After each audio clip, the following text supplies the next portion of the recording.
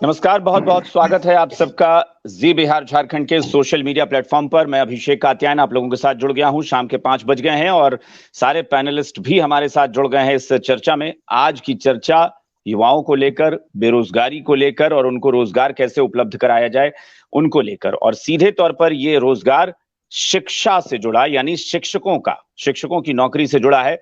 7वें चरण के नियोजन को लेकर एक बार फिर से पटना में महाजुटान जिसको कहा जा रहा है, शिक्षक अभ्यर्थी कह रहे हैं कि यह महाजुटान है और इस बार वो डटकर ही एकदम आए हैं कि कैसे भी करके नियोजन प्रक्रिया जब तक शुरू नहीं होगी, बहाली की प्रक्रिया शुरू नहीं होगी, तब तक वो पीछे नहीं हटेंगे। सबका स्वागत है। हमारे साथ सत्ता पक्ष से आरजेडी की तरफ से पार्टी के प्रवक्ता एजाज अहमद साहब जुड़े हैं। एजाज साहब बहुत बहुत स्वागत। नमस्कार। असित नाथ तिवारी जी, कांग्रेस के प्रवक्ता असित नाथ जी, आपका भी बहुत बहुत स्वागत है। नमस्कार आप सबका। धीरज जी हमारे सहयोगी जुड़े हैं। धीरज जी नमस्ते, स्वागत आपका।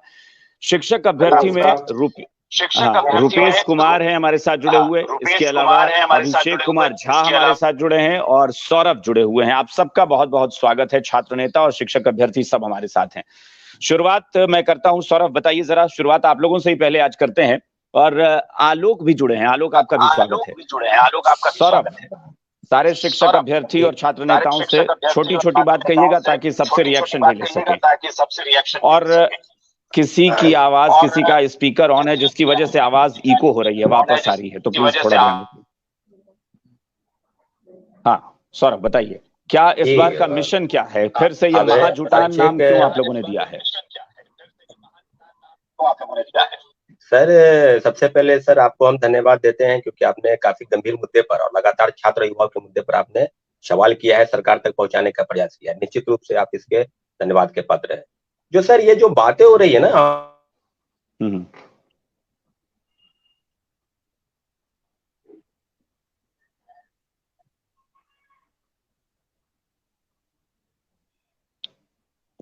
सौरभ की आवाज, चलिए सौरभ डिस्कनेक्ट हो गया। चलिए लगता है कुछ गड़बड़ हो गया। अभिषेक झा आप बताइए, आप बोलिए। जी जी, बहुत बहुत धन्यवाद जी न्यूज को कि यह मुद्दा जो बार बार उठाते हैं जी न्यूज की तरफ से, सबसे पहले धन्यवाद सर। पिछले 4 सालों से S TET, B TET, C TET वाले अभ्यर्थी परेशान है और नई नियमावली जब से ये महागठबंधन की सरकार बनी है, नई नियमावली में क्या है कि साइन नहीं हो रहा है। अगर शिक्षा मंत्री आके कहते हैं कि साइन हम कर दिए हैं, तो मुख्यमंत्री जी कहते हैं कि ऐसा कोई बातें नहीं है। और डाकबंगला पे जब हम लोग अपनी मांग को लेकर डाकबंगला पे चढ़ते हैं तो हम लोग को लाठी से मारा जाता है। मतलब बात करने के लिए कोई नेता नहीं आते हैं, लेकिन लाठी से मारने के लिए पुलिस आती है। और खास के हमको जहां तक लगता है कि मुख्यमंत्री जी का ड्रीम प्रोजेक्ट है कि पुलिस को ज्यादा से ज्यादा भर्ती करो कि शिक्षक अभ्यर्थियों को लाठी से चूड़ दिया जाए। आज जैसा किया गया एस्टेट, सीटेट, बीटेट शिक्षक अभ्यर्थियों के साथ बहुत ही दयनीय अवस्था में किया गया, मार लाठी से चूड़ दिया गया। सर यही मतलब हम पूछना चाहते हैं एजाज अहमद जी से, क्या सरकार ये इसी के लिए बनी थी? क्या सरकार इसी के लिए बनी थी कि लाठी से चूड़ने के लिए? आलोक बताइए, क्योंकि सबका रिएक्शन ले लेता हूं, फिर सत्ता से मैं पूछूंगा और विपक्ष से भी बात करेंगे। हाँ आलोक बताइए, ये प्रदर्शन जो हो रहा है इसमें चूंकि ये हम लोग हर जगह यही देख रहे हैं कि शिक्षक अभ्यर्थी कह रहे हैं कि इस बार तो आर पार की लड़ाई है, इस बार पीछे नहीं हटेंगे। जी, जैसा कि हमारे साथी ने बताया कि पिछले 4 सालों से हम लोग संघर्ष कर रहे हैं, बिल्कुल सही बात है। और पिछले दिनों शिक्षा मंत्री जी का बयान आता है कि अगले कैबिनेट जब होगा 24 फरवरी को ही, तब हम लोगों का जो नियमावली है वो पब्लिक डोमेन में आ जाएगा। लेकिन आप देखे होंगे कि विधानसभा के सत्र के दौरान ही माननीय मुख्यमंत्री जी के द्वारा शिक्षा मंत्री जी को मतलब फटकार के अंदाज में बोला जाता है कि सब कुछ आकर के पब्लिक डोमेन में नहीं बोला जाता है। तो मुझे कहीं ना कहीं ये लगता है कि जो राजद और जदयू है, इन दोनों का भी आपस में तालमेल नहीं हो रहा है। अभी कुछ दिन पहले हम लोग गए माननीय शिक्षा मंत्री जी के यहाँ, तो उन्होंने हमको बोला कि सब कुछ सभी जगह से, सामान्य प्रशासन विभाग से, विधि विभाग से, सभी जगह से नियमावली चल गया है, पास हो गया है, सिर्फ वित्त विभाग में अटका हुआ है। तो हम लोग कहे कि वित्त विभाग तो जदयू के पास है, माननीय विजय चौधरी जी हैं वित्त मंत्री, तो उनसे आप वार्ता करके हम लोग का नियमावली पारित करवाइए। तो कुल मिलाकर हमको हमको ये लग रहा है कि जदयू और राजद में आपसी कंट्राडिक्शन के बीच में पीस हम आम अभ्यर्थी रहे हैं, रोजगार से वंचित हम आम अभ्यर्थी रहे हैं। चलिए ठीक है। रुपेश आप अपनी बात कहिए। आवाज रुपेश, माइक ऑन कर लीजिए। सॉरी, नमस्कार। हमने जैसे मेरे साथी बोले, एकदम सही बोले कि ये सरकार जो है कि आती है रोजगार के नाम पे, 10 लाख रोजगार के नाम पे, लेकिन हम लोग, क्योंकि हम लोग युवा थे और बजाते हमारे जब हम राजद जब विपक्ष में बैठती थी तो तेजस्वी जी हमारे सभा में आकर के बोले थे कि जब हम सत्ता में आएंगे तो आपको पहली कलम से आपकी नियुक्ति सुनिश्चित कर देंगे। और देखिए जब वो सत्ता में आ गए तो बार बार टाल मटोल किया जाता है, बार बार बरगलाया जाता है, ट्वीट किया जाता है, लेकिन उस पर कार्रवाई नहीं होता है, 1% भी कार्रवाई नहीं होता है। हम लोग कभी फुटबॉल बन गए, कभी इनके दरवाजे, कभी उनके दरवाजे, कभी डाक बंगला, कभी गर्दनीबाज, हम लोग भटकते रहते हैं। लेकिन सरकार इस पे इतनी असंवेदनशील है कि इस पे जब भी हम लोग डाक बंगला पे जाते हैं तो लाठी से हम लोग को पिटवाया जाता है। आप लाठी से हमें डराना चाहते हैं तो हम युवा लाठी से नहीं डरेंगे। जब हम संदेश देना चाहते हैं सरकार से, आप हमें लाठी से डराना चाह रहे हैं तो हम लोग डरेंगे नहीं। आप से हमें बहुत उम्मीद था, लेकिन आपने उम्मीद पे पानी फेर दिया है। और हम लोग को जैसा शिक्षा, हम नहीं चाहते कि आपस में गठबंधन में क्या चल रहा है खिचड़ी। हम एक आम अभ्यर्थी अपेक्षा करते हैं कि आप जो हम लोग 4 सालों से जो हम लोग इंतजार में बैठे हुए हैं कि 7वां चरण बहाली खुलेगा, नियमावली बनेगा, तो ये जो है कि मतलब हो नहीं रहेगा। सौरभ फटाफट अपनी बात कहिए, मैं रिएक्शन लूं। हाँ जी, अभिषेक कात्यायन सर, ये जो बातें हो रही है, आज जो प्रोटेस्ट किया जा रहा है, ये प्रोटेस्ट वर्षों से चल रहा है। पिछले 4 वर्षों से ये बातें हो रही है कि छठे चरण की जो वैकेंसी है उसको पूरा करने के बाद 7वें चरण की बात निकाली जाएगी। तो छठे चरण में भी कुछ वैकेंट सीट है और उसको ऐड करते हुए 7वें चरण की। याद कीजिएगा कि 27 तारीख से जब विधानसभा का सत्र शुरू होने वाला था, उसके पहले शिक्षा मंत्री जी ने कहा कि हमने नियमावली पर साइन कर दिया है, निश्चित रूप से कैबिनेट की मंजूरी मिल जाएगी। परंतु ये निश्चित रूप से माननीय मुख्यमंत्री जी का बयान जब आया विधानसभा में के दौरान, उन्होंने कहा कि निश्चित रूप से नियमावली पर अभी कुछ हुआ नहीं है और जब कैबिनेट की मंजूरी मिलेगी तभी इस पर आगे का काम होगा। तो ये किस प्रकार का छात्रों को गुमराह क्यों कर रहे हैं भाई? आरजेडी के प्रवक्ता हो या चाहे कांग्रेस के प्रवक्ता हो, चाहे जेडीयू के प्रवक्ता से सवाल है कि क्यों। चलिए एजाज साहब, मैं इसी पे आपसे, चूंकि शिक्षा मंत्री हालांकि वो सरकार के होते हैं लेकिन आपके कोटे से आते हैं, सवाल ये है कि इसी डिबेट में या फिर टेलीविजन डिबेट में हमारे ही मंच पर पैनल में बैठे आरजेडी के प्रवक्ताओं ने या कांग्रेस ने, सबने कहा, और आरजेडी ने तो दावा किया पहले जनवरी में कि खुशखबरी देंगे। जब जनवरी बीत गई तो लोगों ने कहा कि इस बार तो हम डेट भी बता रहे हैं कि बजट सत्र से पहले इस पर मुहर लग जाएगी। मतलब हमें समझ में नहीं आता है कि भाई किसी भी बात को आप एक बार दरकिनार कर सकते हैं, 2 बार आप किसी को डिच कर सकते हैं, तीसरी बार कर सकते हैं। कितना धोखा खाएंगे स्टूडेंट्स, कब तक? देखिए कात्यायन जी, धोखे का मामला नहीं है, धोखे का मामला स्पष्ट रूप से हमारी सरकार इस बात के प्रति कृत संकल्पित है कि किसी भी स्थिति और परिस्थिति में इनके भविष्य के साथ हम जुड़े हुए हैं और इनके भविष्य के प्रति हमारी सरकार की चिंता है। माननीय मंत्री जी ने कल भी आश्वस्त किया है, सदन के अंदर भी सदन के बाहर भी, कि धैर्य रखे, सब कुछ इन लोगों के मुताबिक हो रहा है और जल्द ही इन लोगों को खुशियां मिलेंगी। अब हम ये नहीं सुनना चाहते एजाज साहब, ये आश्वासन और सब नहीं, आपने फिर जुबान कैसे दे दी? मंत्री ने फिर जुबान कैसे दी? क्या मंत्री का वजन, एक मिनट सुनिए, मंत्री का कद क्या इतना हल्का होता है कि वो जुबान दे दे कि हम बजट सत्र के पहले मुहर लगाएंगे, या हम जुबान दे रहे हैं? कात्यायन तो मंत्री क्या इतना, बिहार सरकार के मंत्री इतने हल्के हैं अपने जुबान के? नहीं, जुबान का कहीं मामला नहीं है और उन्होंने जो बात कही मामला बनता है उस पर अभी भी कायम है। नहीं सुनिए, सदन की बात करते हैं, सदन में आधे से ज्यादा समय तो वो आदमी धार्मिक प्रवचन देते रहते हैं बैठकर। कैसी बात आप करते हैं कि सदन में वो क्या कहते हैं? वो अलग मामला है, मामला यहाँ पर है कि हम अभ्यर्थियों के साथ, अभ्यर्थियों के प्रति बात ही नहीं होती है और हमारी सरकार इस मामले में गंभीर है। सुनना एजाज साहब, बिल्कुल नहीं। आप बताइए कि आपने अपनी डेट दी हुई, अपनी जुबान से कही हुई बात मिस कैसे कर दी? मुझे इसका जवाब चाहिए। कोई मिस नहीं है। कैसे कर दिया? मुख्यमंत्री ने कह दिया कि शिक्षा मंत्री अपनी मर्जी से जाकर बेवजह की बातें करते हैं। मतलब एक मंत्री का वजन इतना छोटा, इतना कद छोटा होता है क्या? इसमें जिस तरह से बातों को प्रस्तुत किया जा रहा है, इसमें कहीं कोई सच्चाई नहीं है। सच्चाई ये है कि सरकार इस मामले में संकल्पित है। माननीय मुख्यमंत्री श्री नीतीश कुमार जी और माननीय उप मुख्यमंत्री श्री तेजस्वी प्रसाद यादव जी का संकल्प है कि हम नौजवानों को रोजगार के लिए जो सरकार में आए हैं, उस मामले में हम ईमानदार हैं, ईमानदारी से हम आगे बढ़ रहे हैं। लगातार आप देख रहे हैं कि छठे चरण की प्रक्रिया पूरी हुई है। सातवें चरण के मामले में कब देंगे? नया नियमावली बना है और जल्द ही कौन जल्द क्या होता है? जल्द क्या होता है भाई? ये तो भारतीय जनता पार्टी के लोगों से पूछना चाहिए। आप सुनिए, आप लोग भारतीय जनता पार्टी के लोगों से पूछना चाहिए। 2019 का मामला है। 2019 से 2022 8 अगस्त तक भारतीय जनता पार्टी सत्ता में रही है। 19 लाख लोगों के रोजगार का वादा किया था। 19 लोगों को रोजगार नहीं दिया। नहीं, कोई बाहर नहीं है। स्पष्ट रूप से हमारी सरकार का संकल्प है। आपने क्या किया? हम कर रहे हैं 45,000 से ऊपर, 45,000 से ऊपर हमने नौकरियां दी है और विभिन्न कंपनियों और विभिन्न रोजगार मेला के माध्यम से लगभग 1 लाख लोगों को समायोजित करने का काम किया।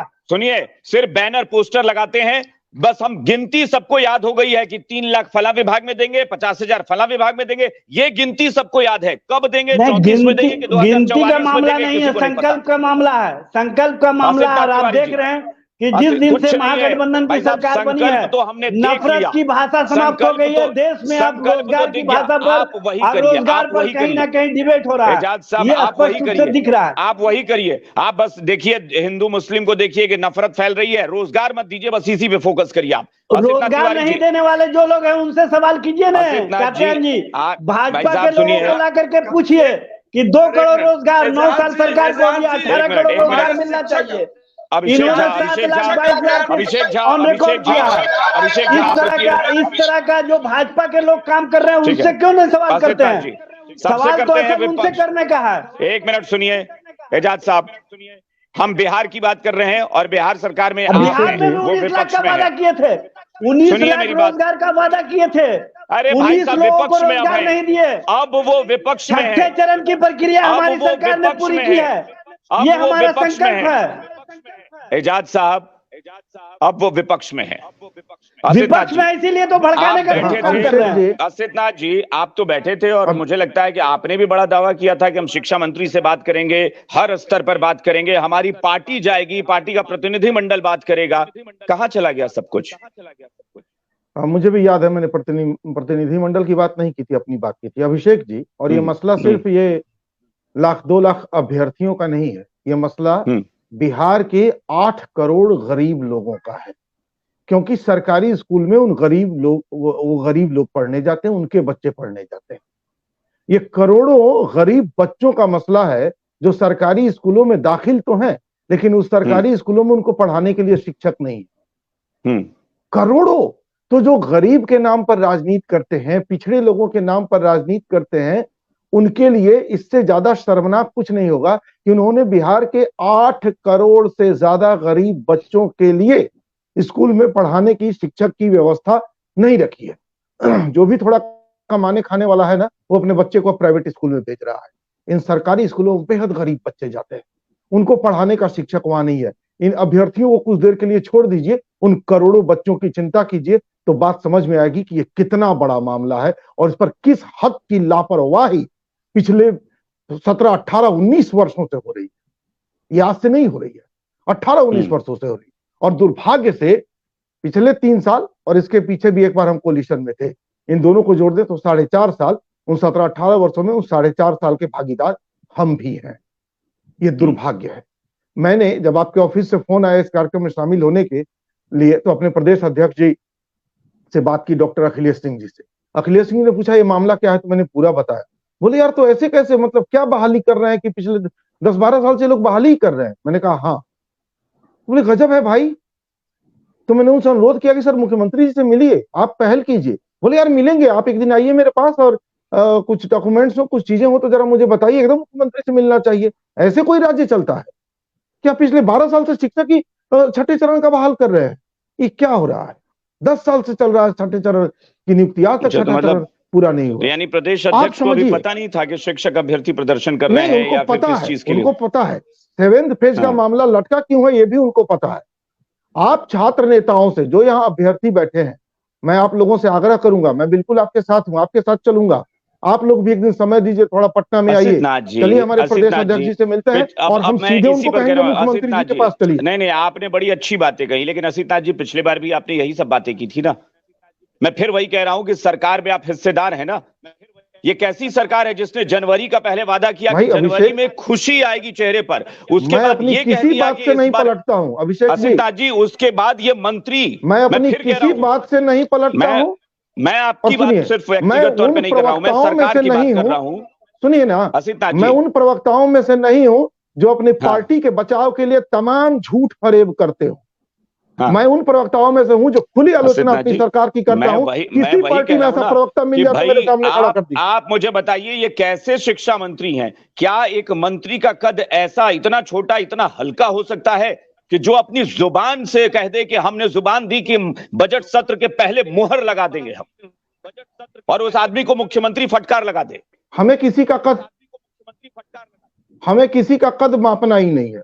हमें बस ये पूछना है कि भैया, जो ये 8-9 करोड़ गरीब बच्चे, 8-9 करोड़ से ज्यादा होंगे क्योंकि आंकड़े 2011-12 के हैं, बहुत ज्यादा होंगे, या मान लीजिए वही है, 8-9 करोड़ ये गरीब बच्चे जो सरकारी स्कूलों में पढ़ रहे हैं, उनको पढ़ाने का शिक्षक कौन बहाल करेगा? मुख्यमंत्री जी बताएं, शिक्षा मंत्री बताएं, हमारी पार्टी के नेता बताएं, एजाज भाई की पार्टी के नेता बताएं कौन पढ़ाएगा? क्यों नहीं बहाल किया? किसने रोका है? आपको तमाम काम के लिए समय है, उन गरीब बच्चों को के बारे में सोचने के लिए समय नहीं है, तो आप नहीं है सरकार चलाने के पास आने से पहले एक बार शमशी साहब भी निकल जाइए सरकार से। शमशी साहब, स्वागत है आपका भी। शमशी साहब, पहले आप लोग और अब ये लोग, मुझे समझ में नहीं आता है कि वही बात है ना कि तारीफ के काबिल तो मुझे कोई दिख ही नहीं रहा है कि मैं किसी की तारीफ भी करूं कि हाँ आप बहुत बढ़िया, आपने कितना अच्छा किया था, इन्होंने कितना बुरा कर दिया। कोई है ही नहीं। हर जगह वही स्थिति है। मतलब सरकार किसी की रहे, छात्रों के ऐसा लगता है कि उनकी नियति ही खराब हो गई है, उनकी किस्मत ही खराब हो चुकी है। गरीबों की, बिहार के गरीबों की, सिर्फ इन छात्रों की नहीं। शमशी साहब, माइक ऑन कर लीजिए। हाँ, बोलिए। और है जी, हम ये कह रहे हैं कि जो छात्रों के साथ जिस तरह का हो रहा है, या छात्रों की जो समस्या है, और जो बिल्कुल जिसको होना चाहिए, और जो पाइपलाइन में था, खास करके जो शिक्षक अभ्यर्थी हैं जिनका नियोजन होना है और विद्यालयों में होना है, तो वो एनडीए पीरियड में पाइपलाइन में थी। लेकिन अब 7वें चरण का हो या छठे चरण के अंदर जो कोई इफ एंड बट है, तो सरकार का मोटिव तो है नहीं करना। सरकार का मोटिव अगर रहेगा तब नहीं करेगा भाई कि जो पाइपलाइन में है उसको हम आगे बढ़ाएंगे और 7वां चरण करेंगे। सरकार का तो केवल बोलना था। आपकी सरकार में कौन सा हो गया? तो अरे शांत रहिए, 11 साल से तो आप बीमारी आपके साथ है, क्या शांत रहे? बर्बाद करके रख दिया बिहार को आप लोगों ने। तो 11 साल से आप लोगों ने लटकाए रखा। तो सवाल ये पैदा होता है कि ये लोगों का चूंकि मोटिव नहीं है, और बोल दिए कि हम आएंगे और हमारा पहला कलम चलेगा और हम नौजवानों को जो है ये रोजगार देंगे। दिक्कत क्या है कि आज के अंदर दोनों में भारी क्लैश है। माननीय मुख्यमंत्री कभी फॉरवर्ड पे खेलना चाहते हैं, कभी बैकफुट पर आ जाते हैं। तेजस्वी जी फॉरवर्ड में है, जब आईडी का वो मामला होता है तो वो बैकफुट पर हो जाते हैं। कभी आरजेडी के लोग कहते हैं कि इस मामले में जो है उनको मुख्यमंत्री बना दीजिए। कुल मिलाकर के छात्रों के साथ नाइंसाफी हो रही है, स्टूडेंट्स के साथ नाइंसाफी हो रही है। आपने इतने साल तक पाइपलाइन में ही रखा था? नहीं, उस समय हुआ था, ऐसा थोड़ी है कि नहीं हुआ था। कहाँ हुआ? उस समय 2019 का मामला। नहीं, छठा चरण कब से चल रहा था? देखिए लगातार ये प्रक्रिया चल रही है। सुनिए, बता रहे हैं ये प्रक्रिया आवाज आ रही है? हाँ, बोलिए। ये प्रक्रिया छात्रों की और नियोजन की लगातार एनडीए पीरियड से चल रही है और हो भी रहा था। लेकिन ये सरकार कितना फ्रॉड करती है कि जो 6 महीना पहले जिन्होंने ज्वाइन कर लिया, चाहे वो पुलिस में हो, चाहे वो शिक्षक हो, उनको लाके बोल रही है कि नियुक्ति पत्र दे रही है। अब इससे ज्यादा फ्रॉड, मैं तो फ्रॉड कहूंगा, कि बिहार के अंदर और क्या हो सकता है कि जो नौकरी कर रहे हैं 6 महीने से उनको आप नियुक्ति पत्र बांट रहे हैं। तो सवाल ये पैदा होता है 19 लाख को क्या कहेंगे, जुमलाबाजी। तो भाई ने कहा अब देश की बात करेंगे, ये जब इनसे बिहार की बात नहीं, करेंगे देश की नहीं, बिहार की बात है। 19 लाख देश की बात क्यों नहीं? 19 लाख आपने 19 लाख आपने वादा किया था। अरे भाई जुमलाबाजी 2 करोड़ हर साल देने का वादा, 9 साल हो गया, 18 करोड़ होना चाहिए, 7,22,000 कहाँ हो रहा है? जनता को कितना बदलाइएगा, कितना नफरत के माहौल में रखिएगा, कितना भ्रम की राजनीति में रखिएगा। जुमलाबाजी अब नहीं चलेगा, और जो आपकी जुमलाबाजी को लोग जान चुके हैं। आप जुमलाबाजी बोल रहे हैं। एजाज साहब, शमशीर साहब, मुझे आप लोगों की बातों पर हंसी आती है और ये सोचकर आती है कि मुझे ऐसा लगता है ना कि जैसे सब कुछ प्री प्लान्ड आप लोगों का होता है कि इस मंच पे चलना है, लड़ाई कर लेना है, तुम पर हम ठीकरा फोड़ेंगे, तुम हम पर फोड़ देना, मामला खत्म हो जाएगा, 1 घंटे बीत जाएंगे, यार कोई बहुत बात नहीं है। ऐसा तो नहीं है ना कि आने के पहले आप लोग फोन पे तय कर लेते हैं कि हाँ लड़ाई अच्छे से हो जानी चाहिए, यार समय बिता लेंगे कैसे भी करके। मुझे ऐसा ही लगता है, सच्चाई बोला जाता है, सच्चाई बोला जाता है तो उसको भाजपा को कड़वा लगता है। बिल्कुल नहीं एजाज साहब, सच्चाई को इनकार कर देते हैं। सच्चाई से इनकार नहीं करे ना, ये बोले ना कि हमसे नहीं हुआ, दूध का धुला, हमसे नहीं हुआ, ये बोल सकते हैं ना, हमसे गलती हुई, हमने नहीं किया, हमने नौजवानों को बरगलाने का काम किया, ये बात बोल सकते हैं ना।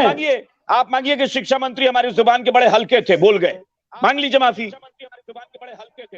हमारे शिक्षा मंत्री संकल्पित है, हमारे सरकार संकल्पित है कि किसी भी स्थिति या परिस्थिति में नौजवानों के साथ हम धर्म की राजनीति नहीं करने वाले हैं, हम जुमलाबाजी की राजनीति नहीं करने वाले हैं, हम स्पष्टवादी हैं, हम समाजवादी हैं, जो कहते हैं उस पर करने का काम करते हैं। एजाज साहब भाषण मत दीजिए, बस फ्रेम चेंज हो जाता है, सत्ता पक्ष में कभी आप होते हैं कभी वो होते हैं, बस सिर्फ फ्रेम इधर उधर होता है, बाकी वही रहता है। हकीकत यह है कि आप लोगों ने ठग दिया, एकदम ऐसा लगता है कि ठग जाते हैं लोग कि भाई ठग रहे हैं, बड़े ठग बैठे हुए हैं, सब वही है, एक ही थाली के चट्टे बट्टे सब लोग बन जाते हैं। धीरज ठाकुर जी, धीरज जी एक बात बताइए, मुझे समझ में नहीं आता है, छात्र बेचारे पिट भी जाते हैं, असित नाथ जी कह रहे हैं कि भाई हम सिर्फ ये लाखों की बात क्यों करें, करोड़ों बच्चे जो है, भाई ये करोड़ों बच्चे भी तो आप ही की जिम्मेदारी थे, ये कोई बाहरी दूसरे प्रदेश की जिम्मेदारी थोड़ी ही नहीं थे, इसी सरकार की जिम्मेदारी थे।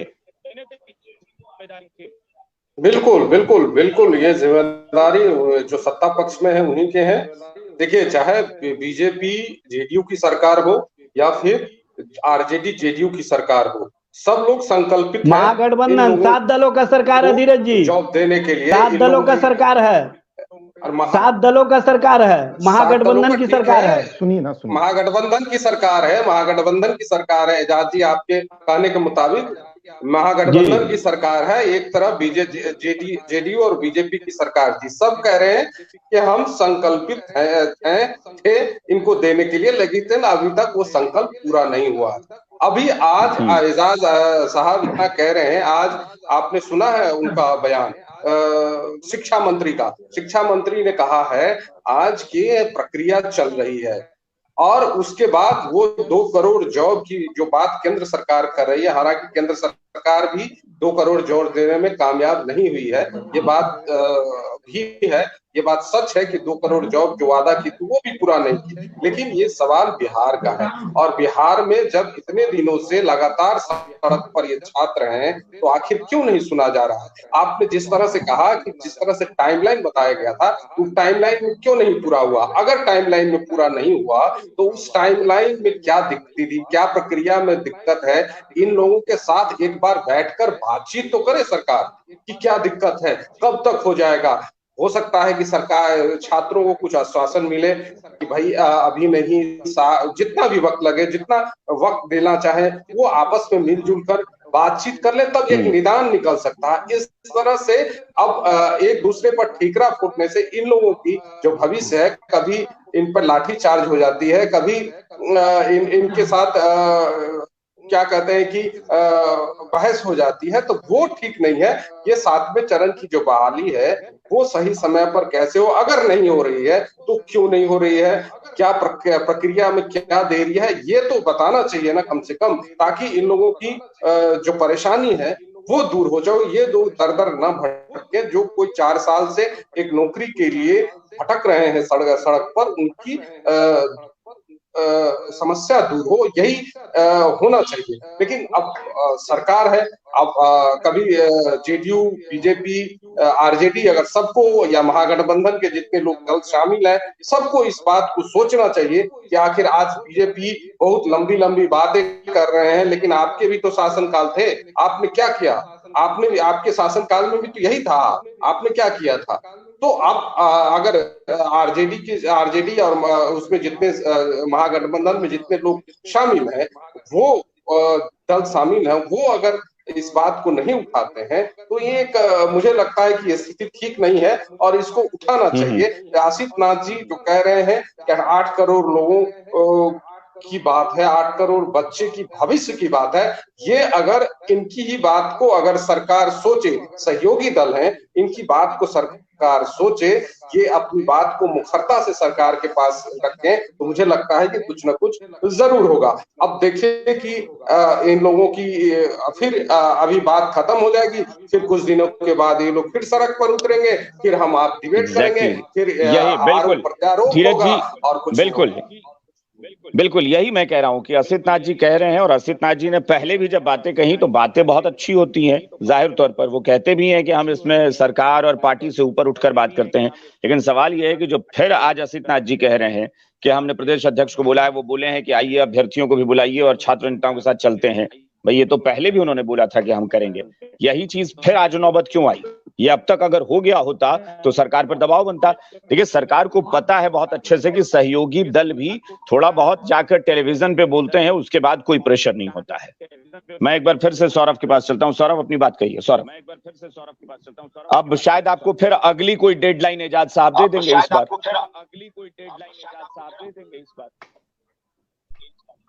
निश्चित रूप से अभिषेक कहते हैं सर, ये जो कह रहे हैं ना, अभी अफजल शमसी सब कह रहे थे कि हमारी सरकार जो है ये की वो की।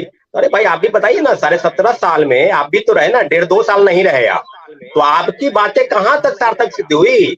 आप एक बात, अभी शिक्षक अभ्यर्थियों की बात नहीं है, बिहार के तमाम परीक्षाओं में, तमाम परीक्षा कंडक्ट कराने वाली एजेंसी जो है, सब जगह, चाहे वो बीपीएससी हो, चाहे बीएसएससी हो, चाहे बीटीएससी हो, तमाम जगहों पर यही धंधा शुरू है। लोग जब वैकेंसी निकालने के लिए यहाँ पर प्रोटेस्ट करना पड़ता है, परीक्षा कंडक्ट कराने के लिए प्रोटेस्ट करना पड़ता है, परीक्षा जब हो जाता है तो रिजल्ट निकालने के लिए प्रोटेस्ट करना पड़ता है, और जब रिजल्ट निकलता है ना तो ज्वाइनिंग होने के लिए प्रोटेस्ट करना पड़ता है। कैसी बहाली, कौन सी सरकार? 2020 में जब आप वादा किए थे ना, युवाओं को ठगे वोट लेकर, आपने कहा ना कि पहले कैबिनेट के पहले बैठक से छोड़ दीजिए, वो बात भूल जाइए आप। युवाओं को याद है, युवाओं को कब तक ठगिएगा? याद कीजिए, कब तक? 24, 25, 26, 27 कब तक? आपसे कब तक होगा जी? आप धमकी देते हैं कि एफआईआर कर देंगे, लोग को डरा के, क्या आप समझते हैं? युवाओं के दम पर आप सरकार बनाए या युवाओं के नाम पर आप गुमराह कर रहे हैं? एक अनडिबेट में बैठे थे तिवारी जी, नहीं हो गया, 24 को हो गया, एकदम निश्चित रूप से, और युवाओं को गुमराह करना बंद कीजिए। डिबेट के माध्यम से ना आपके लिए एक डिबेट होगा, लाखों युवाओं के भविष्य का सवाल है, और आप डिबेट में आते हैं, आप बोल के चले जाते हैं, और हम लोग दर दर के ठोकरे खाते हैं। जब सड़क पर उतरते हैं तो लाठी डंडा से मारते हैं। यही बिहार का भविष्य है, और बात करते हैं कि हम नौकरी देंगे। शर्म आनी चाहिए। इस चैनल के माध्यम से हम अभिषेक कहते हैं, हम कहते हैं कि सारे प्रवक्ता को और सारे नेताओं ने बिहार के भविष्य को गर्द में मिला दिया है, और आप बात करते हैं, मुझे शर्म आती है इस तरह की बात करने में। अगर हिम्मत है तो निकालिए, शिक्षा मंत्री का किस तरह का बयान आया था कि हमने ट्वीट किया है, और इसीलिए आपने कहा ना कि असेंबली के पहले कोई छात्र या छात्र युवा सड़क पर ना आए, विरोध ना करे। मुख्यमंत्री जी तो कह दिए, मुख्यमंत्री जी ने कहा, मुख्यमंत्री जी ने कि आप झूठ बोलते हैं। न्यूज पेपर में छपा कि नहीं वैकेंसी आने वाली है 7वीं चरण की, क्यों?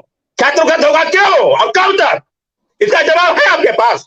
जवाब नहीं दे पाइएगा। याद रखिए, 24 और 25 हमको कहने में कोई अतिशक्ति नहीं है। वोट लाने जाइएगा ना, एक एक घर से बिहार दरोगा, पुलिस इंस्पेक्टर और बीपीएससी यूपीएससी की तैयारी करते हैं, तो सवाल करेंगे। युवाओं के नाम पर आप ठगना बंद कीजिए। लगातार सरकार में आप बनाने का बंद कीजिए, जो चला रहे हैं। एजाज साहब कभी बोलेंगे कि उसकी सरकार है, कभी बोलेंगे उसकी सरकार है। मुझे खुद समझ में नहीं आ रहा है। मैं फिर वही कह रहा हूँ कि मुझे लग रहा है कि ये इस तरह नौकरी देना है कि नहीं? देना है तो निकालिए, नौकरी दीजिए। सौरभ समझ सकता हूं मैं, मतलब मैं क्या बोलूं, वही मैं कहता हूं ना कि कई बार मेरे पास सवाल नहीं होता। एजाज साहब, ये आक्रोश देख रहे हैं, ये नाराजगी देख रहे हैं? देखिए, ये जो भावना है, इस भावना का हम कदर करते हैं, और जो भावना है उसका सभी को कदर करना चाहिए। लेकिन एक बात सबको समझना चाहिए कि इसमें कोई राजनीति नहीं है, इसमें कोई राजनीति नहीं है। हम स्पष्ट रूप से जो सरकार का संकल्प है, उस संकल्प को हम पूरा करेंगे। ये सौरभ जी और जो साथी बैठे हुए हैं उनको आश्वस्त करते हैं, समय सीमा का कोई मामला नहीं है। आप आश्वस्त करें, आप समझिए, वो आपको आपसे ये कह रहे हैं कि आपने युवाओं के बल पर ही तो वोट मांगा था ना। तो सर कहाँ हम लोग उससे इनकार कर रहे हैं कात्यायन जी? हम लोग इनकार कहाँ कर रहे हैं? हमारी सरकार का संकल्प है युवाओं के बेहतर भविष्य के प्रति, उनके परिवार के बेहतर भविष्य के प्रति, उनका जो खुशी है चेहरे पर वो दिखे, उसके प्रति हम संकल्पित हैं। और उस संकल्प को किसी भी स्थिति या परिस्थिति में हमारी सरकार पूरा करने जा रही है। माननीय मुख्यमंत्री श्री नीतीश कुमार जी और माननीय उप मुख्यमंत्री श्री तेजस्वी प्रसाद यादव सहित जो 7 दलों का गठबंधन है, महागठबंधन, ये सरकार का संकल्प है।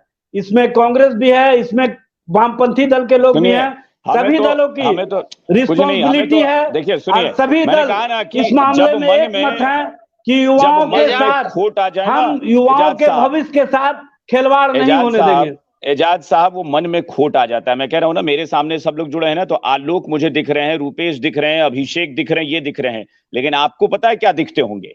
मैं बताता हूँ आपको, या सब पॉलिटिक्स हमको आपको युवा दिखते जो होंगे, है मैं बता रहा हूँ, वो नहीं दिख रहे हैं। युवा के मर्म को हम देखते हैं, हम युवाओं के मर्म को देखते हैं, हम उनके दर्द को देखते हैं। अरे और जो बेरोजगार हैं वो बेरोजगार इनके ही घर के नहीं है, हमारे घर के भी हैं और अन्य लोगों के घरों के भी हैं। बिल्कुल नहीं है, बेरोजगारी को कहीं ना कहीं हम भी समझते हैं, आप भी समझते हैं, और पूरा बिहार समझता है। कैसी बात कर रहे हैं? जो स्थिति या परिस्थिति है सरकार नहीं, हम लोग दिखते होंगे, सुनिए एजाज साहब, सुनिए मेरी बात, आपको दिखते होंगे, हम लोग कोई धर्म की स्थिति नहीं पैदा करते हैं, हम लोग कोई राजनीति युवाओं के साथ नहीं करते हैं, हम लोग युवाओं के साथ राजनीति नहीं करते हैं, हम लोग युवाओं के दर्द और मर्म को समझते हुए उनके साथ, उनके भरोसे के साथ खड़े हैं। ये हमारी सरकार का संकल्प है। ये आप लोग इतना बोल चुके हैं ना कि मुझे भी आश्चर्य लगता है। मैं कह रहा हूं ना, मुझे आलोक, रूपेश और अभिषेक दिख रहे होंगे, आपको दिखते होंगे आलोक यादव, अभिषेक नहीं, झा, मुझे ऐसे दिखते होंगे आपको, तो आपके शिक्षा मंत्री तो सिर्फ ये पूछेंगे कि अच्छा ये आलोक यादव है, आपको व्यक्ति दिखते होंगे, समर्थन करते हैं कि विरोध दिख रहे हैं? युवाओं के मर्म और दर्द को दिख रहा है कि उनके दर्द और मर्म में। चलिए हमारे साथ दिलीप भी जुड़ गए हैं। दिलीप आप बताइए, ये पूरा मामला जो है ना, ये मुझे कहीं से सुलझता अब भी नजर नहीं आ रहा है। दिलीप जी, देखिए सुन पा रहे हैं मुझे?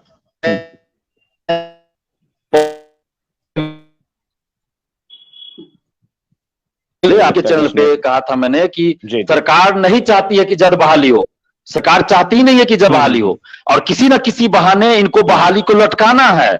और 2024 लोकसभा फिर 25 विधानसभा तक इसको खींच के ले जा रहा है। मैंने ये बात 2022 में भी, मई में भी कहा था, जब शिक्षक अभ्यर्थी आंदोलन कर रहे थे गर्दनी बाग में। इससे पहले आपके चैनल पे भी मैंने कहा था, सरकार में चाहे कोई भी पार्टी रही हो, मानसिकता सबकी वही है। आज कोई भी पार्टी या बिहार का कोई भी नेता ये नहीं कह सकता कि इन शिक्षक अभ्यर्थियों के दर्द को वो लोग समझते हैं। अगर कोई ये कह रहा है तो सबसे बड़ा दुनिया का झूठ वो बोल रहा है, क्योंकि सभी पार्टी सत्ता में रही है। और शिक्षक अभ्यर्थी आज पहली बार सड़क पे नहीं उतरे हैं, 2019 से ये लोग सड़क पे उतर रहे हैं, 2019 से मार खा रहे हैं, लाठी खा रहे हैं, लेकिन कोई भी नेता बिहार का इनके दर्द को नहीं समझ रहा है। सबको पार्टी पॉलिटिक्स चाहिए। और आपने बिल्कुल सही कहा है कि जितने भी नेता है, चाहे किसी भी पार्टी के हो, उनको दिलीप कुमार नहीं दिखाई देगा, उनको अभिषेक कुमार दिखाई नहीं देगा। इसमें सबसे पहले वो जाति देखते हैं कि किस जाति के। मेरे ऊपर भी कमेंट किया जाता है मेरी जाति को लेकर। जो है ना, शिक्षा मंत्री जो है ना, वो भी आएंगे ना, तो मैं दावे से कह रहा हूं कि जिस प्रदेश का शिक्षा मंत्री भी ये सोचकर अगर नाम पढ़े कि शिक्षक अभ्यर्थी नहीं है, इस शिक्षक अभ्यर्थी का नाम आलोक यादव है, इस शिक्षक अभ्यर्थी का नाम अभिषेक कुमार झा है, तो वो पहला सवाल हो सकता है ये पूछें कि अरे नौकरी तो एक तरफ छोड़ो, ये बताओ रामचरितमानस का समर्थन है कि विरोध? ये तो बताओ पहले। तो जब शिक्षा मंत्री का स्तर ही इस तरह का हो, ये तो फिर आप समझ सकते हैं नौकरी से मतलब कहां है। जी बिल्कुल बिल्कुल, मैंने पहले भी कहा था कि बिहार में मंत्री का कोई काम ही नहीं है। चाहे शिक्षा मंत्री तो रामचरितमानस को लेके वो चर्चा में बन गए हैं। बाकी आप शिक्षा के मुद्दे पे देखिए उनका क्या काम है। इससे पहले विजय कुमार चौधरी शिक्षा मंत्री थे, इससे पहले बिरिसल पटेल जी शिक्षा मंत्री थे। शिक्षा मंत्री का या स्वास्थ्य मंत्री का कहां कोई काम रह गया है, या किसी भी मंत्री का, बस नाम के लिए वो मंत्री है। और कोई का जो भी करना है मुख्यमंत्री जी को करना है, और उप मुख्यमंत्री चूंकि अभी आरजेडी से श्री यादव जी बने हैं तो ये अपने प्रभावशाली है, तो इनका कुछ रहता होगा। बाकी तो हम देख रहे हैं जब से नीतीश। आलोक मुझे बताइए भाई, क्या चाहिए? नौकरी चाहिए कि भाई पहले रामचरितमानस पे ही फरिया लिया जाए? क्या किया जाए आप ही बता दीजिए भाई। कम से कम सत्ता पक्ष वालों को पता तो चले कि भाई छात्रों को क्या चाहिए। नौकरी चाहिए कि रामचरितमानस पे ही उस सदन में बहस करते नजर आते हैं हमें तो। सबसे पहले मैं एक अभ्यर्थी हूँ। सबसे पहले मैं एक अभ्यर्थी हूँ, और जो मेरा मुख्य पेशा है वो छात्र है, क्योंकि रोजगार पाना है जो मेरा मुख्य मकसद है।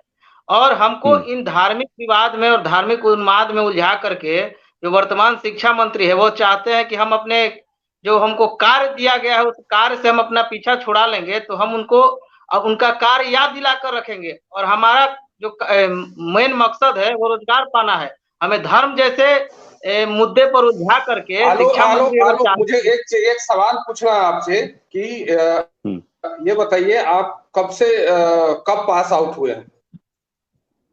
कब ग्रेजुएशन किया, कब पास आउट हुए?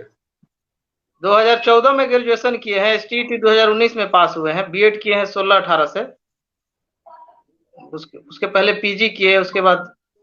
तो आपने कुछ नहीं किया, सिर्फ जी ठीक है। एक बात बताइए, उसके बाद आपने कुछ नहीं किया है, सिर्फ इसी में लगे हुए हैं आप कि मुझे कहीं नौकरी मिल जाए बिहार में या कहीं और जगह जी शिक्षक की? मतलब 4 साल से आप इसी आशा में बैठे हैं कि आपको कहीं ना कहीं नौकरी मिल जाए? जी, वर्तमान जो शिक्षा मंत्री हैं इनसे जब से हम लोग लगे हुए हैं इसमें, ये वर्तमान शिक्षा मंत्री से पहले 3-4 शिक्षा मंत्री बदल चुके हैं जब से STET का बहाली आया है। लेकिन जो वर्तमान शिक्षा मंत्री जैसा हम लोग को आज तक शिक्षा मंत्री देखे ही नहीं। अपने मुख्य मुद्दे से भूल करके ये रामचरितमानस पर बेकार में चर्चा करते हैं। क्या इनसे इनकी जो काम जाना चाहता, आप 4 साल से दर ठोकरे खा रहे हैं नौकरी पाने के लिए, यही है ना? चाहे बीजेपी जेडीयू की सरकार रही हो, एनडीए की सरकार रही हो, या फिर महागठबंधन की, यही है असली ना बात। जी जिस प्रकार से हमको, जिस प्रकार से हमारा शोषण किया है राजद ने, भाजपा ने, जदयू ने, या तमाम वो पार्टियां जो सत्ता में बनी है, किसी भी प्रकार से सारे पार्टियों ने हम लोगों का आर्थिक, मानसिक और शारीरिक रूप से शोषण किया है। सिर्फ एक दूसरे के ऊपर। जानते हैं धीरज जी, मुझे तो सही में लगता है कि इसमें सत्ता पक्ष और विपक्ष नहीं है, सब एक ही है। मुझे सब एक ही नजर आ रहे हैं, इसमें मुझे कुछ नहीं है। चरित्र एक ही है। यही है कि 4 साल से ये भटक रहे हैं। 4 साल में ये कितने आगे बढ़ जाते अगर इनको सही समय बता दिया जाता या प्रक्रिया सही तरीके से होती। नहीं तो ये अपने जो ये होती है उसमें 4 साल ये पीछे हो गए। ये मानना पड़ेगा। कुछ कहना चाह रहे हैं? एक मिनट, हाँ एक मिनट आलोक रुकिएगा, एक मिनट। हाँ धीरज जी, आप बात पूरी करिए, फिर असित नाथ जी कुछ बोलना चाह रहे हैं। मैं ये कह रहा हूँ कि 4 साल अगर ये पीछे होते हैं, जब इस वक्त जो स्थिति है, हम आप दुनिया में बहुत ग्लोबल जिंदगी में जी रहे हैं, और इसमें 4 साल पीछे होना, चाहे किसी की भी सरकार हो, मुझे किसी की सरकार से लेना देना नहीं है, चाहे महागठबंधन की हो, चाहे एनडीए की हो, किसी भी क्या केंद्र सरकार की जो वादा करती है वो नहीं निभाती है। लेकिन इनका अगर 4 साल भविष्य खराब होता है, तो जैसे असित नाथ जी ने कहा कि 8 करोड़ बच्चों का भविष्य खराब होगा, तो इनके कारण उन बच्चों का भी भविष्य खराब होगा। तो इनके ये जिम्मेदारी कौन लेगा? सवाल तो ये भी है। बिल्कुल, असित नाथ जी बोलिए। असित जी स्पीकर माइक। हाँ, एक और जिम्मेदारी की मैं बात कर रहा था। इन पिछले 4 वर्षों में जिन्होंने अपनी उम्र 37 वर्ष और 40 वर्ष पूरी कर ली है, वो तो अपनी नौकरी पाने की उम्र सीमा खो चुके। उनकी जिम्मेदारी कौन लेगा? और अभी पता नहीं कब नियोजन होगा, और इस दौरान जो लोग अपनी 37 वर्ष और 40 वर्ष की उम्र सीमा पूरी कर लेंगे उनकी जिम्मेदारी कौन लेगा? एजाज भाई देखिए, बड़ा गंभीर मुद्दा है। रिजल्ट आप भी सरकार के साझीदार हैं, तो सरकार में साझीदार है तो झूठ बोले, सरकार में साझीदार है तो कमीनापन करें बैठ के यहाँ। आप उससे क्या करें? सरकार में साझीदार है तो निकम्मापन थोपने के लिए ढोल नहीं सकते हैं। नाकामी है सरकार की, सरकार में शामिल है उस सरकार की नाकामी है। आप राजनीति इस मामले में मत कीजिए। राजनीति कौन कर रहा है? राजनीति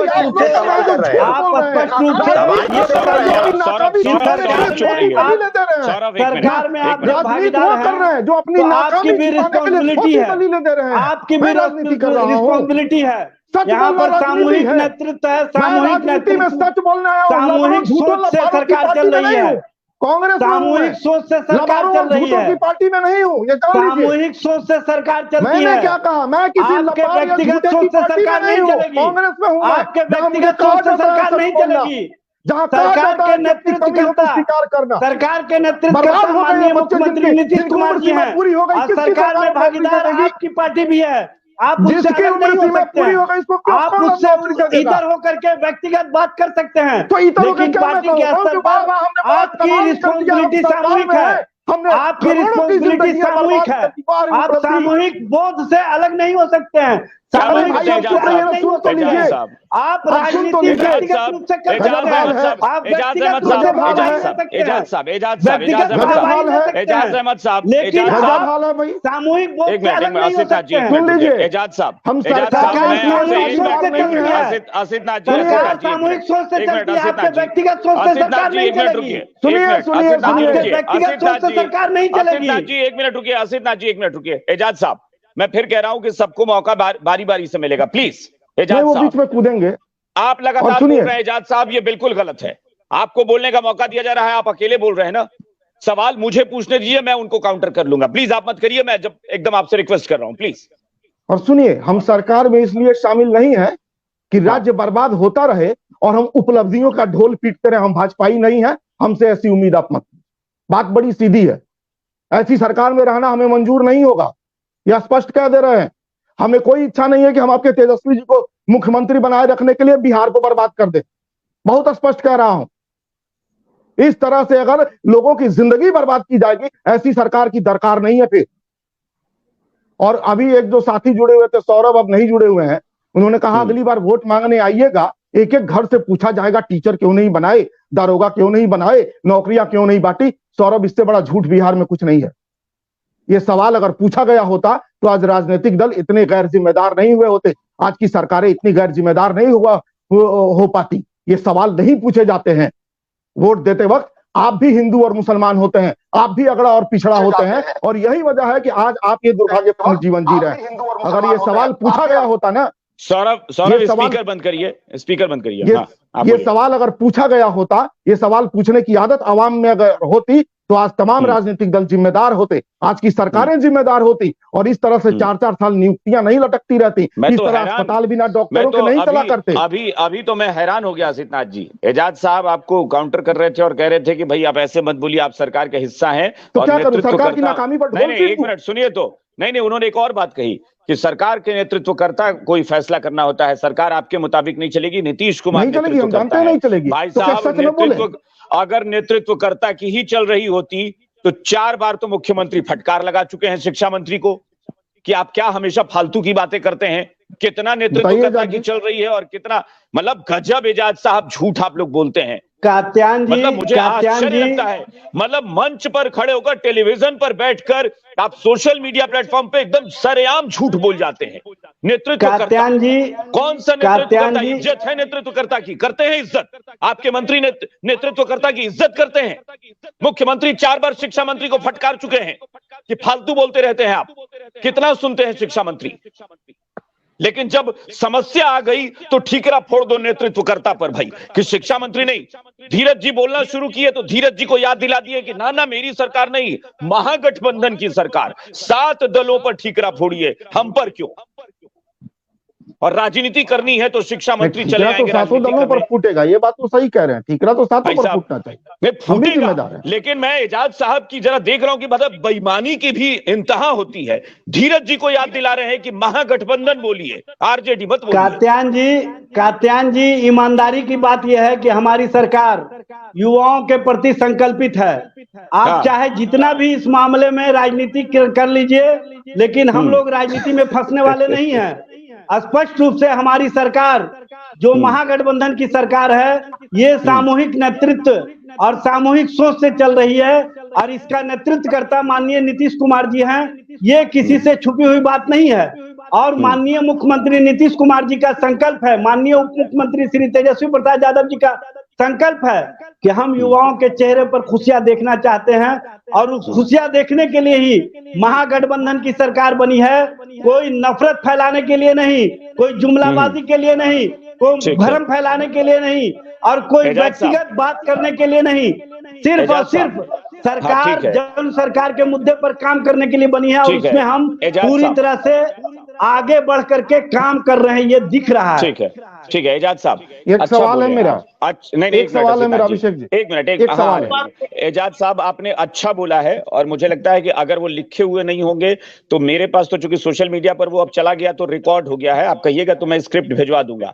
अगली बार आपके कोई प्रवक्ता होंगे आएंगे तो वही स्क्रिप्ट दे दीजिएगा, वो भी अच्छा बोल लेंगे।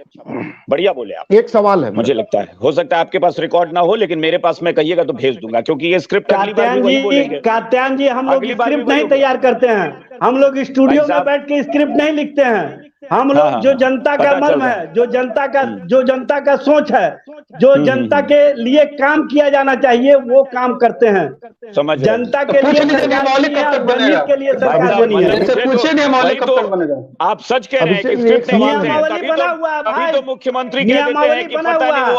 आप उनसे पूछिए ना जो जुमलाबाजी करते रहे हैं कि वो तो करेंगे 2 करोड़ लोगों को। असित जी क्या पूछ रहे थे? मेरा एक सवाल है, नहीं नियमावली तो बनी गई है, वो कैबिनेट में मंजूरी बाकी है, बात तो सही है। देखिए एक सवाल है मेरा आजाद जी, इन पिछले 4 वर्षों में जिन्होंने अपनी उम्र 37 साल पार कर ली जनरल क्लास से, और जो आरक्षित वर्ग है उन्होंने अपनी 40 साल जी, आप भी जानते हैं कि 7 महीने से हम लोग सरकार में हैं, 7 महीने से हम लोग सरकार में हैं। 3 साल वाले, पौने 3 साल वाले लोग इसका जवाब देंगे ना। हम लोग तो 7 महीने से सरकार में हैं। हम 7 महीने से सरकार में हैं, लेकिन वही मैं कह रहा हूँ हम 7 ही महीने से हैं।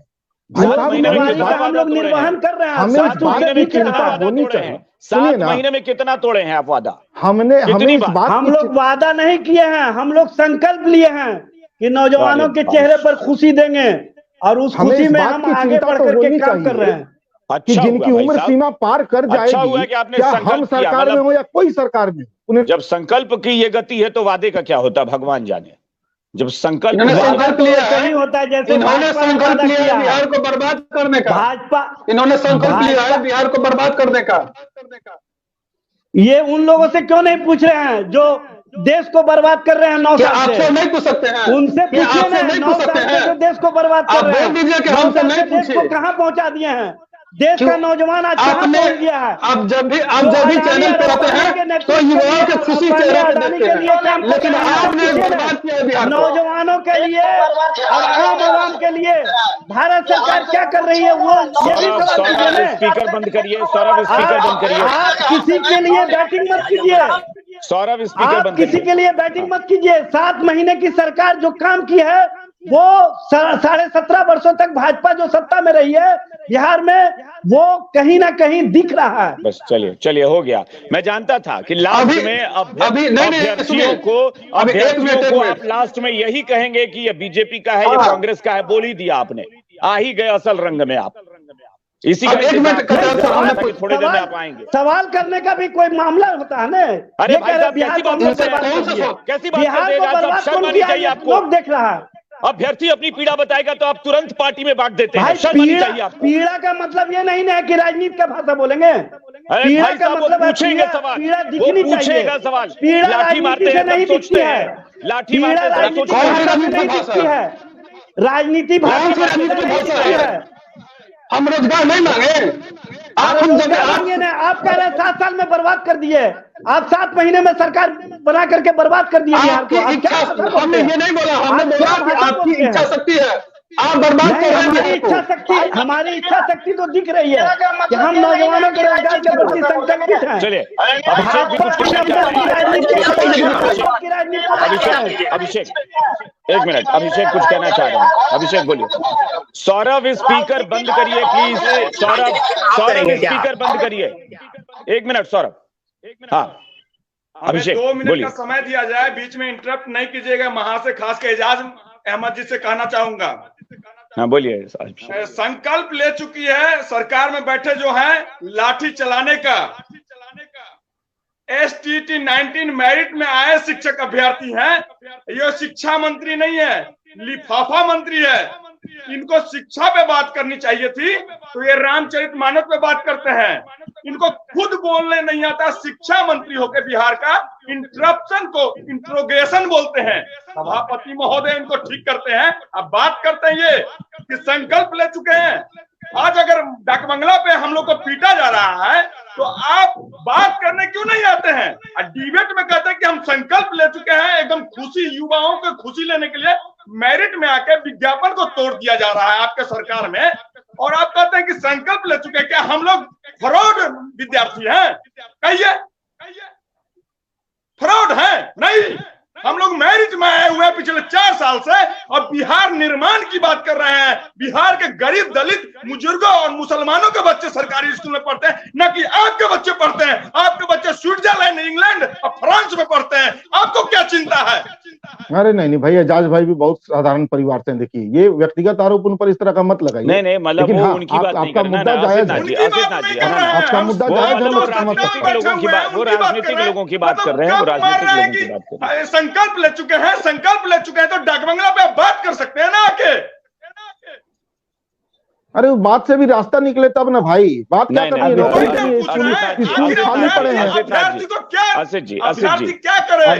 मैं आसिफ जी एक मिनट एजाज साहब एक मिनट मेरिट में आए हुए हैं, एजाज साहब सभी पास हैं। अभिषेक जी आपके प्रति सम्मान है, आपके प्रति सरकार की सोच है। कोई सम्मान नहीं हो रहे हैं आप, इतना सम्मान हो रहे हैं। अगर सम्मान रहती तो नहीं होती है। नहीं देखिए लोकतंत्र में, लोकतांत्रिक प्रक्रिया में आंदोलन करना आपका अधिकार है, और आंदोलन में अगर कोई मामला होता है तो वहां पर जो स्थानीय प्रशासन के लोग होते हैं वो देखने का काम करते हैं। इसमें सरकार का कहाँ मामला आता है? नहीं तो सरकार में जो प्रशासन किनका है? सरकार में ना हम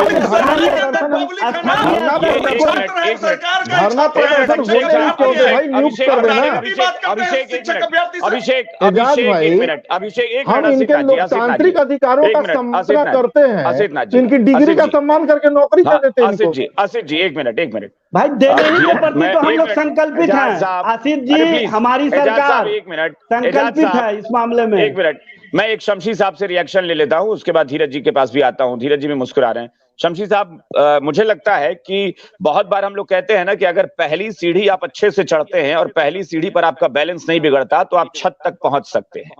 मुझे लगता है कि पहली सीढ़ी मैं आपको मानता हूं, क्योंकि इस बार 2020 में चुनाव हुआ था तो सरकार आपकी बनी थी, तो आपने पहली सीढ़ी पे ही बच्चों के पैर में डिफेक्ट कर दिया, उनके पैरों को कमजोर कर दिया, तो फिर वो छत पर कहां से चढ़ेंगे?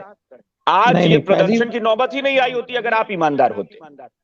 देखिए, पहली बात तो ये है कि जब एनडीए की सरकार थी तो शिक्षा विभाग बराबर जो है जनता दल यूनाइटेड के पास रहा लगातार। आज आरजेडी के पास है। मतलब तो आपकी हालत वही थी जो आसिफ नाथ जी की इस वक्त है? नहीं, आसिफ नाथ जी की हालत खराब नहीं है, वो अच्छी बात बोल रहे हैं।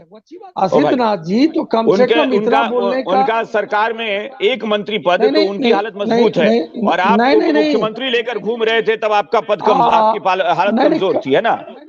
मैं जो बोल रहा हूँ फिर उसको डाइवर्ट मत कीजिए। जो शिक्षा मंत्रालय था वो शिक्षा मंत्रालय जनता दल यूनाइटेड के पास था। मैं वही सवाल आपसे पूछ रहा हूँ कि जनता दल यूनाइटेड के पास शिक्षा मंत्री था तो शमशी साहब या उनकी पार्टी दोषी नहीं है? बिल्कुल नहीं, रिस्पॉन्सिबिलिटी है। और हम इश्यूज को उठाते भी थे। नहीं, हम इश्यूज को उठाते भी थे। और जो मैंने पाइपलाइन की बात की, नहीं, जो मैंने पाइपलाइन की बात की वो सारी की सारी एनडीए पीरियड की थी। एक दूसरी बात क्या है कि यहाँ तो है कि माननीय मुख्यमंत्री जी कुछ बोल रहे हैं, शिक्षा मंत्री जी कुछ बोल रहे हैं। अब सवाल ये पैदा होता है कि ये सरकार जो है, ये सरकार क्या है? अभी जो जनता दल यूनाइटेड के अंदर और जो आपके आरजेडी के लोग हैं, तो बेल और जेल से तो फुर्सत ही नहीं है। कभी बेल है, कभी जेल है, अरे उससे छोड़िए ना, मैटर कभी उधर मत ले जाइए, उधर मैं इसलिए ले जा रहा हूँ। मैं इसे देखिए, छात्रों के साथ बहुत नाइंसाफी हो रही है, स्टूडेंट के साथ बहुत नाइंसाफी हो रही है, और स्वीकारने की हिम्मत रखिए कि आपने भी नाइंसाफी की थी। मैं ये भी कह रहा हूँ कि जिस तरह से गोलियां, इतनी हिम्मत नहीं है उनमें, ये सिर्फ कांग्रेस में हो सकती है इतनी हिम्मत। तो लाठियां उनके साथ चला रहे हैं, उनको गोलियां चला रहे हैं, उनको किस तरह से छात्रों के साथ किया जा रहा है। आपने लाठी नहीं चलाई थी क्या शमशी साहब? बिल्कुल, मतलब आप लोग कितना झूठ बोलते हैं शमशी साहब। लाठी नहीं चलाई थी? हम लोग छात्रों के साथ थे। नहीं बोलिए, लाठी चलाई थी कि नहीं? पहले बोलिए, लाठी चलाई थी कि नहीं? आपने लाठी चलाई थी या नहीं चलाई थी?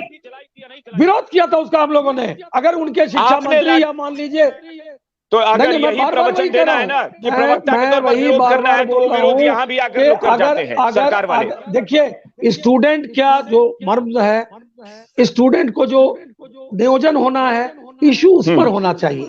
आप बात करेंगे बिहार की, आप छात्रों के 7वें चरण की बात करेंगे कि देश में चले जाएंगे कि देश में क्या हुआ। अरे देश में सरकार जब कभी बनाइएगा भविष्य में, तब देश की बात कीजिएगा। अभी हम बिहार के अपने स्टूडेंट्स की बात कर रहे हैं, उन स्टूडेंट्स की बात कर रहे हैं जिनकी नौकरियां होनी है, मतलब जिन पार्टियों की और जिन प्रतिनिधियों की पार्टी की सरकार केंद्र में नहीं बन सकती, वो सवाल नहीं उठाएंगे, है ना? मतलब सवाल वही उठा सकते हैं जो 200-300 सांसद लेकर आएंगे। नहीं, डाइवर्ट करते हैं इश्यूज को। धीरज जी कुछ बोलना चाह रहे हैं, डेमोक्रेसी में अपनी बात उठा सकते हैं। शमशी साहब, सवाल तो आपसे भी बनता है ना।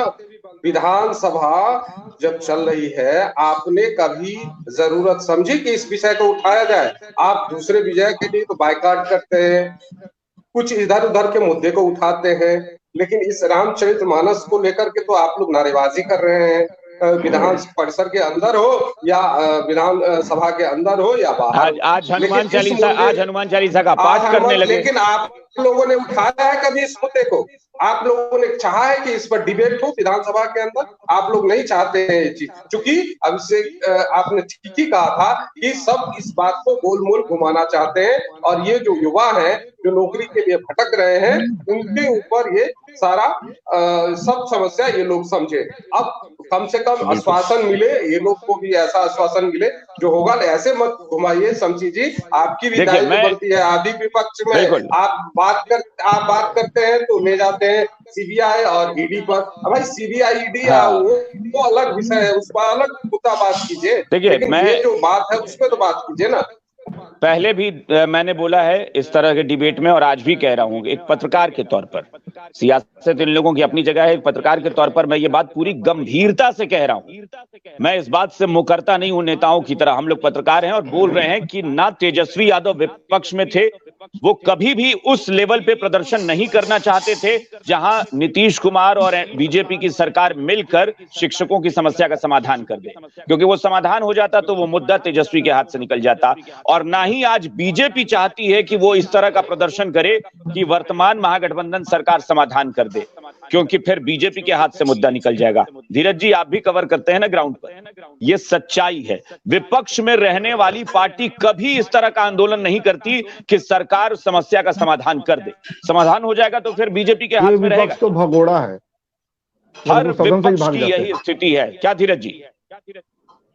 हाँ बिल्कुल, आप देखिए ना, अभी तो उठाया जा सकता है ना। आप इतना बड़ा आंदोलन हुआ, इससे पीछे भी हुए थे, आप उठाइए। तो आप कहाँ उठा रहे हैं, कहाँ इस पर डिबेट कर रहे हैं? डिबेट करना चाहिए आपको, आप क्यों नहीं करते? मुद्दे को जिंदा रखना है, क्योंकि वक्त आने पर इस पर राजनीति बीजेपी के या जो एनडीए के लोग हैं या विपक्ष के लोग हैं करते रहे धीरे धीरे। ये मुद्दा है। बिल्कुल। Saurabh, final comment. सौरभ, हमारे पास वक्त नहीं है, फाइनल कमेंट।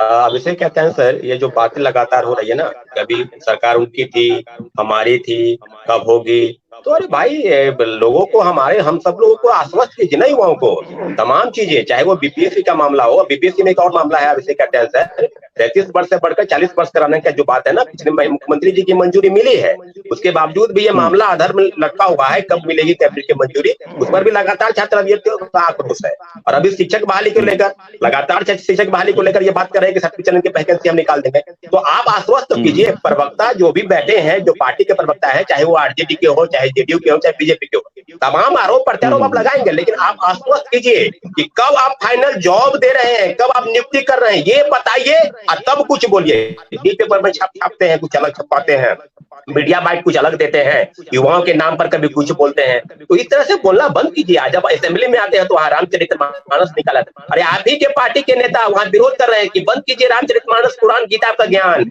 युवाओं की बात कीजिए, बिहार के विकास की बात कीजिए, युवाओं के भविष्य की बात कीजिए, बंद कीजिए ना ये सब। कब कीजिएगा? अभी भी जाति और धर्म के नाम पर लोगों को डरवाना चाहते हैं, बांटना चाहते हैं। अगर विकास करना चाहते हैं, घर, बिहार के प्रत्येक घर में लोग सरकारी नौकरी की तैयारी करते हैं। चाहे हम एक बार और आपको बताएं, निश्चित रूप से सभी लोग बिहार के ही हैं, और बिहार के भविष्य के लिए अगर संकल्पित है तो एक बार आप सोचिए कि आपने जो किया, 15 साल हो रहे, 17 साल हो रहे, ये सब पालन कीजिए। जो सरकार में है वो जिम्मेवारी के साथ काम करे और युवाओं के भविष्य सुनहरा हो, इसके लिए वो काम करे, तभी कुछ बात हो पाएगी। अन्यथा ये बात कागजी रूप से रहेगी, जमीनी हकीकत कहीं और बात सामने आएगी, निश्चित रूप से बात सही नहीं। सौरभ, हमारे पास चूंकि वक्त नहीं है, मैं आखिर में बस यही कहूंगा कि देखिए, चूंकि अब ये सियासी दलों का रवैया या सरकारों का रवैया ऐसा रहा है ना कि हम लोग भी अब इस प्लेटफॉर्म पे जब बैठते हैं और डिबेट करते हैं तो ऐसा लगता है आखिर में जाकर कि हम लोग भी कोई औपचारिकता कर रहे हैं, क्योंकि फिर कुछ दिन बाद हो सकता है कि हम और धीरज जी फिर बैठेंगे, फिर हम लोग इसी मुद्दे पर चर्चा कर रहे होंगे आप लोगों के साथ। तो ऐसा कुछ करिए कि हमें भी शर्मिंदा ना होना पड़े, हमें भी बुरा लगता है कि यार एक ही विषय पर बात क्यों करनी पड़ती है, कभी कोई नया भी विषय मिले कि लगे कि कुछ और समस्या का समाधान हो। तो थोड़ा एजाज साहब और असित नाथ जी, आप लोग कुछ करिए। मैं हर बार यही कहता हूं कि कुछ कीजिए, नहीं तो जिस तरह से ये सिस्टम चल रहा है ना, ये शायद आक्रोश बहुत ज्यादा बढ़ जाएगा, ये बड़ा मुश्किल हो जाएगा। मुझे लग रहा है सियासी दलों के लिए बड़ी चुनौती हो जाएगी आगे। देखिए अभिषेक जी, मैं तो बहुत साफ कह रहा हूं कि हम भी इस गुनाह में शामिल है। ये 7 महीने 17 साल, भैया 7 महीने का वक्त कोई कम थोड़ी होता है, 3 महीने में सारी नियुक्तियां हो गई रहती अगर हम करना चाहते तो इस गुनाह के हिस्सेदार हम हैं, इसमें कहाँ संदेह है। ठीक है, उन्होंने 17 वर्षों में नहीं किया, क्या 7 महीने का वक्त कम था क्या? भाई आरोप प्रत्यारोप से ऊपर उठ के करना है। एजाज साहब फाइनल कमेंट समय। देखिए कात्यायन जी, हम युवाओं के दर्द और मर्म के साथ जुड़े हुए हैं और इनकी चिंता सरकार भी और सरकार के प्रतिनिधि भी कहीं ना कहीं रखते हैं, और इनकी चिंता के साथ हम लोग, इनके भविष्य के साथ हम लोग बराबर के शरीक हैं, और इनके घर में खुशियां आए, इनके चेहरे पर खुशियां आए, इसके लिए हमारी सरकार जो संकल्प ली है उस संकल्प को हम आगे बढ़ाने का काम कर रहे हैं, और निश्चित रूप से इन लोगों के चेहरे पर खुशी दिखेगी, ये मैं आश्वस्त करता हूं। वो कब तक आप लोग पूरा करेंगे हमें नहीं पता है, लेकिन उम्मीद तो यही करते हैं कि आप लोग कुछ करें। चलिए फिलहाल बहुत बहुत शुक्रिया, थैंक यू सो मच, बहुत बहुत शुक्रिया आप सबका जुड़ने के लिए, बहुत बहुत शुक्रिया।